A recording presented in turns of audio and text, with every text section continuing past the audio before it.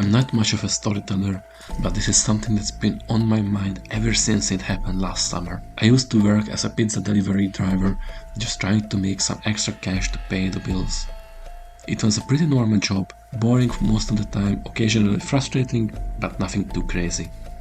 That all changed one night during the peak of summer vacation season.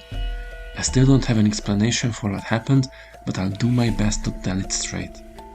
It was a busy Friday night and the orders were piling up. Our pizzeria is in a small beach town, so summer is always hectic. Tourists come in droves, renting vacation homes and making the roads a nightmare with their oversized SUVs. Around 9 PM I got assigned a delivery to one of those rental houses out on the edge of town. These houses are usually massive, built to fit multiple families, and they are tucked away on a long, winding road that runs parallel to the beach. The ticket didn't look out of the ordinary, just 2 large pizzas and a couple of sides. The only thing that stood out was the note. Come to the back entrance, front door is broken. The drive out to the house was uneventful at first. It was about 15 minutes away from the pizzeria, and the closer I got, the quieter the surroundings became. Most of the other houses along the road were dark, with only a few porch lights on here and there. It was the kind of quiet that feels a little too still, you know. When I finally reached the address, I noticed the house was set farther back from the road than the others. It was a huge place with big windows and balconies overlooking the ocean. But there were no lights on, not even on the porch. For a moment, I thought I'd gotten their address wrong. I double-checked the ticket and saw it said to go to the back entrance, so I drove around the side. Sure enough, there was a small gravel driveway that led to the gate. Beyond it, I could see what looked like the kitchen door with a faint light on inside. I parked and got out, pizzas in hand, and made my way to the gate. As I got closer, I noticed something strange. The gate was open, but it looked like it had been forced. The latch was bent, and the wood was splintered in a way that didn't look like a normal wear and tear. I hesitated. My first instinct was to turn around and leave, but I didn't want to jump to conclusions. Maybe the wind had damaged it, or maybe they had mentioned the gate in the note and I just hadn't noticed. So I pushed it open and walked toward the door. When I reached the back door, I could hear faint music coming from inside. It sounded like someone had left a radio on. The light above the door flickered a little, casting weird shadows on the ground. I knocked and waited. No one answered. I knocked again, louder this time, and called out pizza delivery. Still nothing. At this point I was starting to feel uneasy. I thought maybe they hadn't heard me, so I tried the doorbell. It didn't make a sound. The longer I stood there, the more I noticed how quiet it was. The music inside was the only thing breaking the silence. I don't know why I did it, but I decided to try the doorknob. I thought maybe they'd left it unlocked, expecting me to just come in. Sure enough, it turned easily and the door creaked open. "Hello?" I creaked out, stepping aside. The kitchen was empty. It looked normal, spotless counters, a half-empty bottle of wine, some plates in the sink.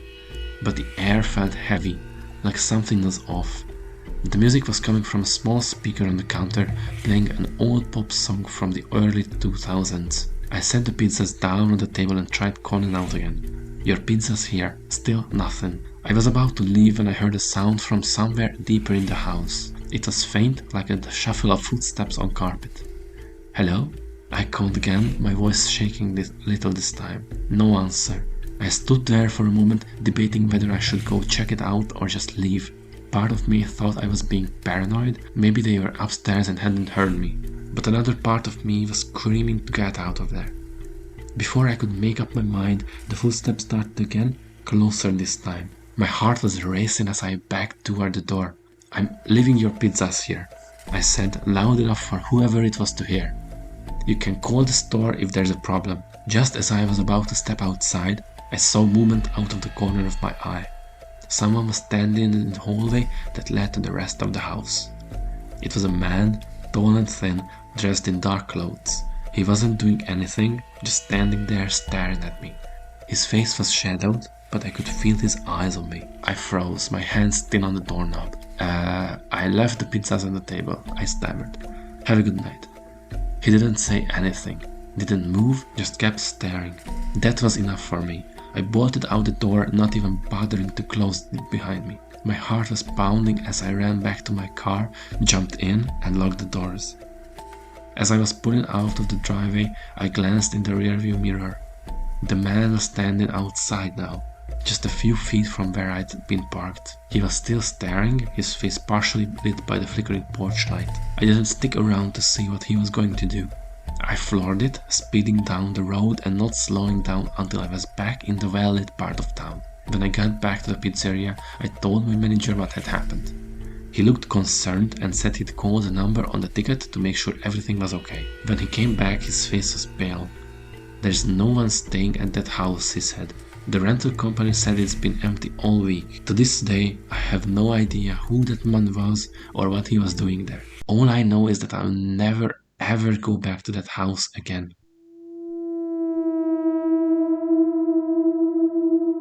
I'm not really the type to share stuff like this, but I can't stop thinking about what happened that night.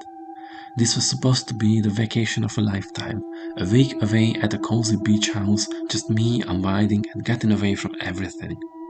I guess you could say it was unforgettable, but not in the way I'd hoped. I'd rented a small house on the coast, not too far from a tourist town, but far enough to feel quiet and private. It was perfect. The waves were right outside and the nearest neighbor was miles away. No noise, no interruptions, just peace. I spent most of the first day exploring the little town nearby and walking along the beach. By the time evening rolled around, I was too tired to cook. I remembered seeing a flyer for a pizza place back in town, so I called them up and ordered a pepperoni pizza with some wings. Simple, easy, exactly what I needed after a long day. The guy on the phone said it would take about 40 minutes, so I kicked back on the couch and turned on the TV to wait. The sun was setting, casting that warm orange light everywhere. It felt like a scene out of a postcard.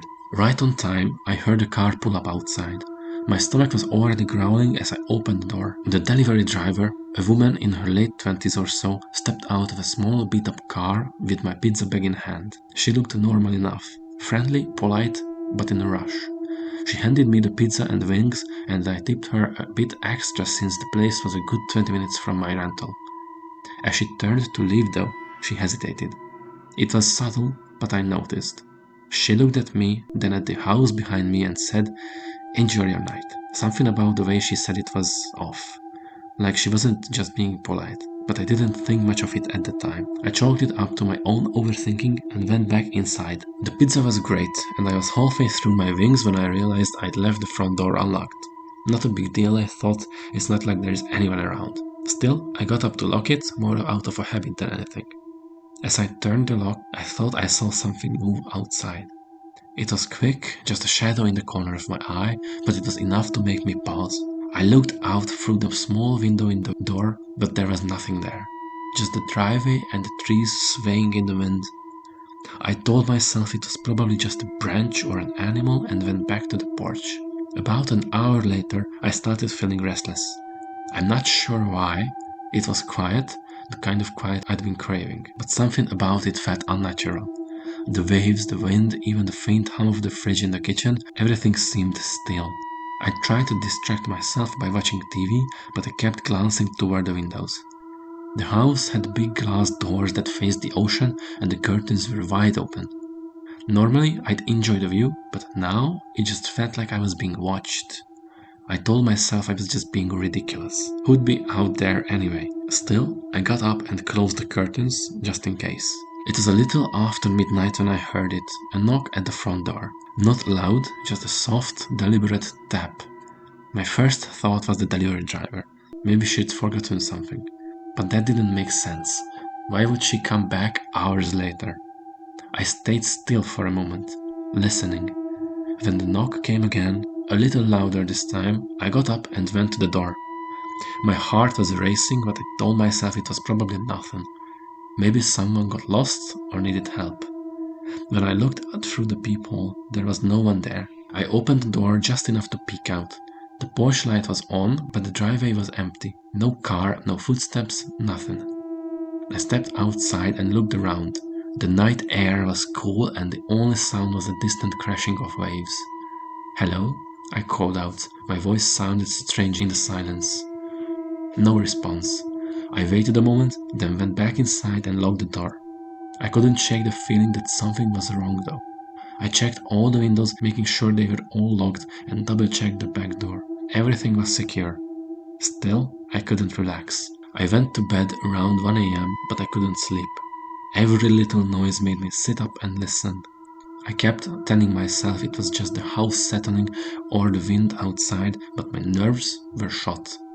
At some point, I must have dozed off because I woke up to a strange sound, like faint shuffling. It was so quiet I almost thought I'd imagined it. But when I looked toward the bedroom door, I froze. The hallway light was on and I could see a shadow moving just beyond the doorway. It wasn't my shadow. I was sitting completely still. My throat went dry and my heart felt like it was going to burst out of my chest. I didn't move. I didn't even breathe. The shadow shifted slightly, then disappeared. I don't know how long I stayed like that, but eventually I grabbed my phone and called 911. I whispered to the operator, trying not to make any noise. She stayed on the line with me while I waited for the police. When they arrived, they searched the entire house and the surrounding area. They didn't find anyone, no signs of forced entry, no footprints, nothing. But there is the part that still haunts me. One of the officers asked if I had been expecting anyone else that night. I said no, just the pizza delivery. He looked at me and said, "That's funny, we found this outside your back door." He held up a crumpled receipt from the pizza place, the one with my order on it.